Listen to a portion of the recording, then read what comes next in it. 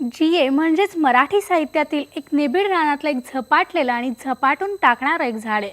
साहित्याच्या या रानात शिरल्यावर ते झाड कुणालाही टाळता येत नाही.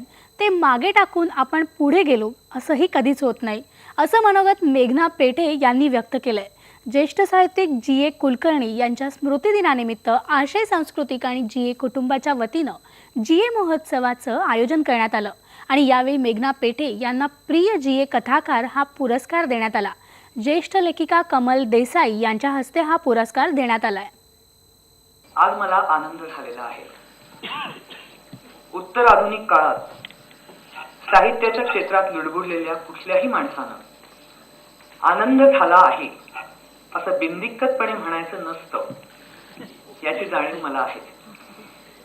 आनंद ही सरणारी बदलणारी गोष्ट आहे. त्यामुळे आनंद होणं ही अभिजनांच्यात आता अप्रगल्भतेची आणि अशिष्टपणाची खूण मानली जाते.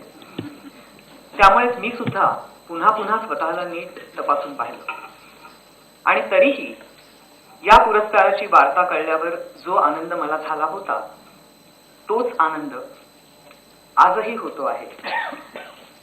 याच निष्कर्षाला मी येते आहे. तर आज मला आनंद झालेला आहे. अर्ज करून मिळतो तो पुरस्कार नव्हे. नादारीसाठी, नोकरीसाठी अथवा म्हाडातल्या गाळ्यासाठी अर्ज करावा.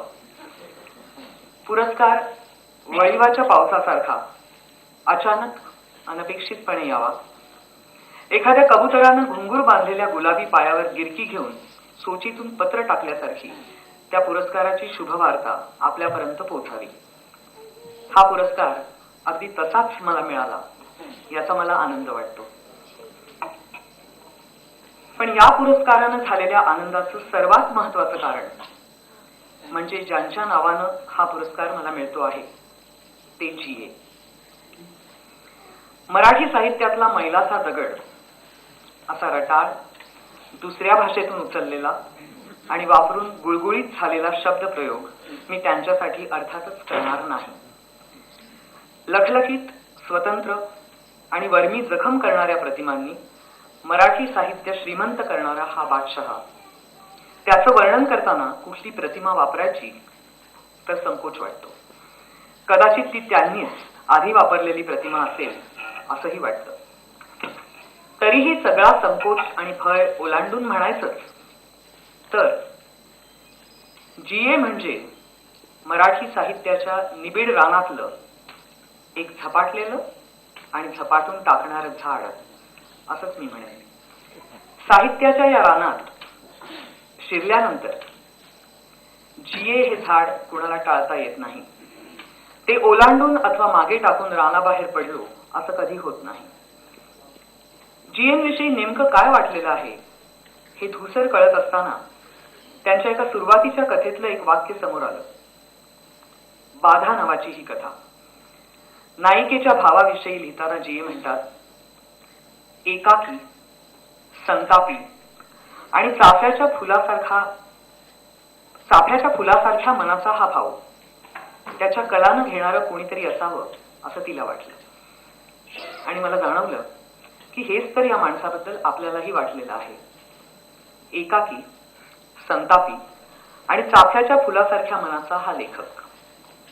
सर्व तऱ्हेच्या तडजोडींनी लिडबिडलेल्या जगात कणाहीनपणे जगणाऱ्या सहमानवाविषयी जी.एन.ना वाटणारी तीव्र करुणा आणि तीक्ष्ण तुच्छता ही एखाद्याला स्वतःविषयी वाटणाऱ्या करुणे आणि तुच्छते इतकीच खरी आहे आणि सततची आहे. अशा माणसाची समजूत कोणी काढावी आणि कशी? उकळत्या रक्ताचा हा माणूस या जगात एकाकीच तर असू शकतो. चाफ्याच्या फुलासारखं आपलं मन आपल्याच संतापाच्या धगीत होरपळून जाऊ नये म्हणून चाललेली त्याची धडपड. मला वाटतं म्हणूनच कित्येकदा नियतीच्या नावाखाली जी.एच आपल्या पात्रांना स्वतःच न्याय देऊन काही काळासाठी तरी मोकळे होतात की काय. कुठलाही चांगला लेखक वाचकाला जीवन दृष्टी देत नाही. ती देता येण्याची गोष्टच नाही. पण तो आपली जीवन दृष्टी वाचकाबरोबर शेअर करतो. मी कुठे, कसा आणि का बघतो आहे आणि मला काय दिसतं आहे हे तो वाचकाला सांगत असतो. आपण ज्या गोठ्यात बसलो आहोत त्याच्या पलीकडे असलेली एक क्षितिज रेषा धूसरपणे जरी त्याला दाखवता आली तरी खूप झालं. जीए क्षितिजाचं वेळ लावतातच, पण आपला गोठाही आपल्याला नव्यानंच दाखवून देतात. जीएनची नियती मला मान्य नाही. छोटंसं का होईना, पण प्रामाणिक आणि उत्कट जगता आलं आणि जसं जगले तसं लिहिता आलं. यामुळेच मला साहित्यातल्या या दादा माणसाच्या नावानं असणारा हा पुरस्कार आणि तोही प्रथम मानानं मिळाला असा कार्यकारण भाव मात्र मला मान्य आहे. हा पुरस्कार मला कमलताईंच्या हस्ते मिळतो आहे. याबद्दल मला जीवनाविषयी कृतज्ञता वाटते. ज्या व्यक्तींना आपण मानतो त्यांच्या हस्ते आपला सन्मान व्हावा हा एक भाग्ययोग आहे. कमलताईंना मी इतकी मानते की त्यांनी सन्मानच काय माझा अपमान केला तरीही मी त्यांचा तो अधिकारच मानेन. कितीतरी बाबतीत पहिलेपणाचा मान कमलताईंकडे जातो. एका खमक्या धारणेनं जीवनाचे न्याय, लॉज ऑफ लाईफ समजून घेत स्वतःच्या बळावर त्या जगल्या आणि तसंच त्यांनी लिहिलं. त्यांनी बाईला हॅट घातली नसती तर आजही सर्वत्र सर्वांनी बाईला टोप्याच घातल्या असत्या. कमलताई आमचं जगणं सुकर करण्यासाठी जगल्या असं मी म्हणणार नाही, पण ज्या निष्ठेनं त्यांनी कडेकपारीतून आपली हरणवाट शोधली त्यामुळे आमचं जगणं सुकर झालं एवढं मात्र निश्चित. सभागृहात आणि व्यासपीठावरही काही अपवाद अर्थातच आहेत असतील, पण ते वगळता आपल्यापैकी बहुतेक जण जीए आणि कमल देसाईंबरोबरच माझंही लिखाण वाचलेले आहेत आणि त्यापैकी काही जण माझ्या लिखाणावरही प्रेम करतात अशी एक उद्धट खात्री मला वाटते. तर त्यांच्या उपस्थितीत त्यांच्या साक्षीनं आजचा हा आनंद मला व्यक्त करता येतो आहे. याबद्दलही मला आनंद वाटतो आहे हे नमूद करते आणि थांबते.